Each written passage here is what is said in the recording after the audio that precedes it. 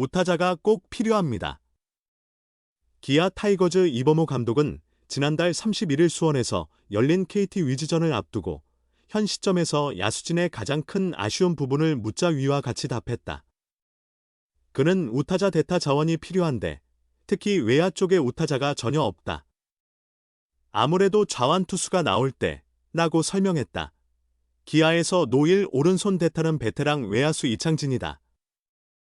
하지만 이창진은 지난달 19일 광주에서 열린 키움 히어로즈전 도중 수비 플레이에서 넘어지며 발목을 다쳤다. 사실상 시즌 아웃이다. 이창진이 빠진 상황에서 믿을 만한 오른손 대타 카드를 찾기 힘들다. 김호령은 이제 확실한 주전 외야수이고 박민은 수비 전문 자원에 가깝다. 이에 이범호 감독은 2일 대전에서 열리는 한화 이글스전을 앞두고 확대 엔트리를 활용해 오른손 타자를 보강할 계획이다. 한 명은 윤도현이다. 감독이 언급한 외야 우타 대타 자원으로는 퓨처스리그에서 뛰는 정혜원이 가장 먼저 거론된다. 내야 자원 가운데서는 2군에서 활약 중인 변우혁이 오른손 대타 카드로 꼽힌다. 사실 대타, 외야 문제를 떠나 현재 기아 오른손 타선은 의외로 파워가 살짝 부족한 느낌을 준다. 야구 통계 사이트 스태티즈에 따르면 올 시즌 기아 우타자들의 타율은 0. 259로 리그 4위, 장타율은 0.406으로 3위, OPS는 0.743으로 역시 3위다. 준수한 성적이다. 홈런 생산력에서는 패트릭 위즈덤의 기여도가 크다. 국내 선수들로 구성된 오른손 라인업을 보면 김선빈, 박찬호, 김태군, 김호령 등 센터 라인이 핵심이다. 장타력보다는 컨택의 강점을 보이는 유형이다.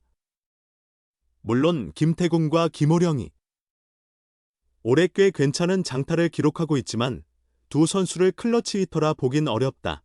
참고로 이번 시즌 기아 왼손 타자들의 타율은 0.263으로 리그 5위, 장타율은 0.408로 리그 2위, OPS는 0.751로 3위에 올랐다.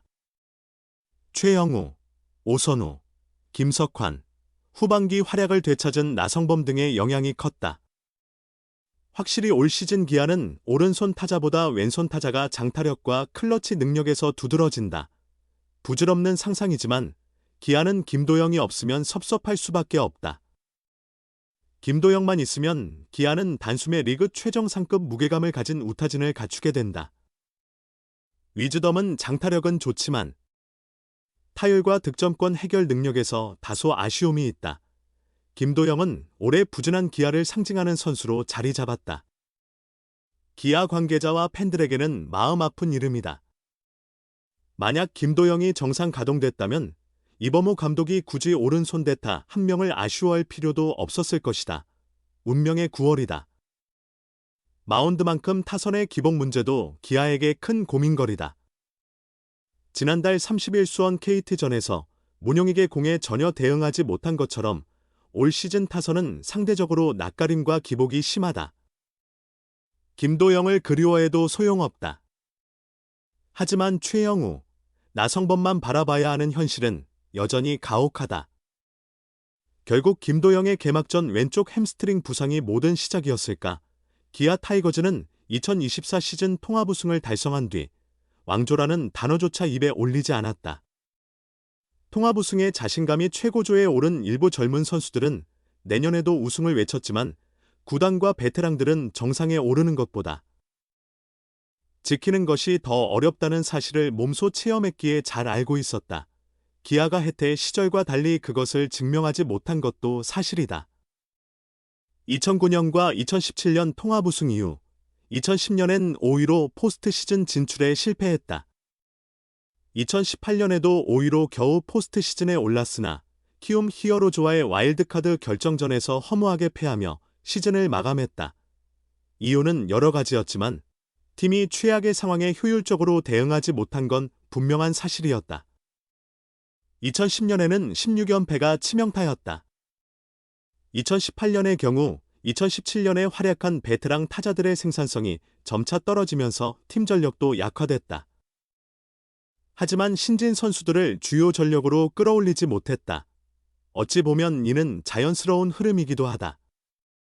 2011-2015년 삼성 라이온즈의 페넌트레이스 5연패, 2018-2019년 두산 베어스의 한국 시리즈 2연패 이후 페넌트레이스나 한국 시리즈에서 연속 우승한 팀은 나오지 않았다.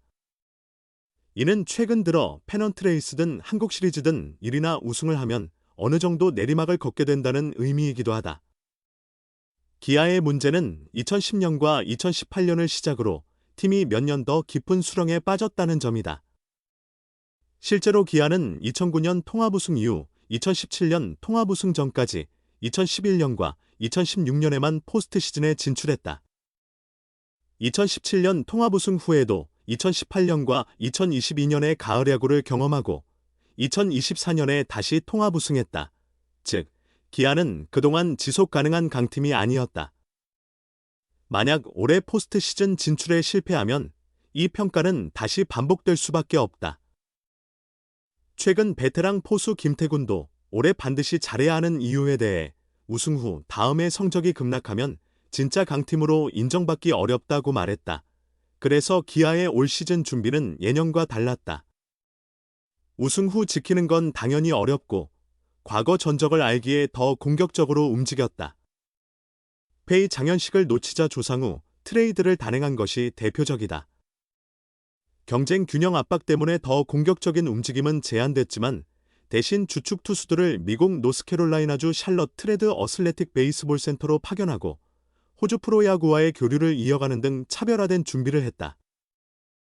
심재학 단장은 작년 한국 시리즈 준비 과정에서 한평 기아 챌린저스 필드의 장기적, 대대적 업그레이드 필요성도 언급했다. 그러나 결국 또 다른 위기다. 간신히 5위를 유지하고 있지만 현실적으로 정규 시즌 순위를 크게 끌어올리는 것은 쉽지 않아 보인다. 이미 정규 시즌 2연패는 물 건너갔다. 포스트 시즌 무대 진출 자체가 현실적 목표가 됐다. 시즌 전에는 말을 하지 않아도 통합 2연패를 마음에 새겼지만 이제는 최악을 피하는 것이 과제가 됐다. 이 자체가 씁쓸한 현실이다. 개막전에서 김도영이 부상당하면서 선수단 분위기와 사기가 확 꺾였다. 이후 곽도규의 시즌 아웃을 포함해 4월부터 부상자가 연이어 나왔다. 나성범과 김선빈은 장기 재활에 들어가면서 전반기 팀 기여도가 낮았다. 5월 황동아의 황당한 부상과 최근 윤영철의 시즌 아웃도 팀에 큰 영향을 미쳤다. 작년보다 부진한 선수도 적지 않다. 특히 불펜 운용 폭이 작년보다 크게 줄면서 총력전을 펼쳤음에도 패하는 경기가 많았다.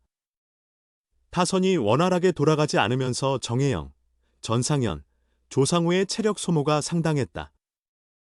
트레이드 데드라인에 맞춰 한재승, 김시훈, 정현창까지 포함한 빅딜을 성사시켰지만 결국 전반기에 단추를 잘못 끼운 부작용이 지금 후폭풍으로 나타나고 있다.